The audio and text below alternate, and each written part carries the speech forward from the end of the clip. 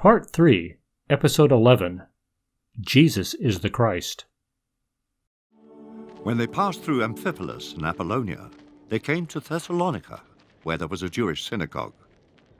As his custom was, Paul went into the synagogue, and on 3 Sabbath days he reasoned with them from the Scriptures, explaining and proving that the Christ had to suffer and rise from the dead.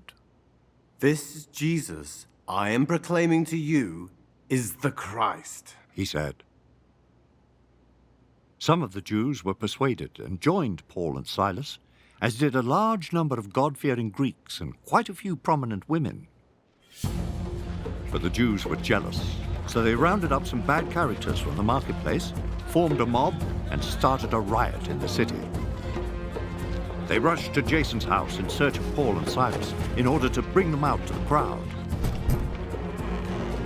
But when they did not find them, they dragged Jason and some other brothers before the city officials, shouting, "These men, who have caused trouble all over the world, have now come here. And Jason has welcomed them into his house. They are all defying Caesar's decrees, saying there is another king, one called Jesus." When they heard this, the crowd and the city officials were thrown into turmoil. Then they put Jason and the others on bail and let them go.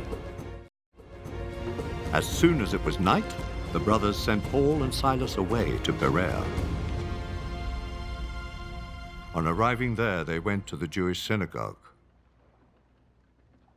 Now the Bereans were more noble characters than the Thessalonians, for they received the message with great eagerness and examined the Scriptures every day to see if what Paul said was true.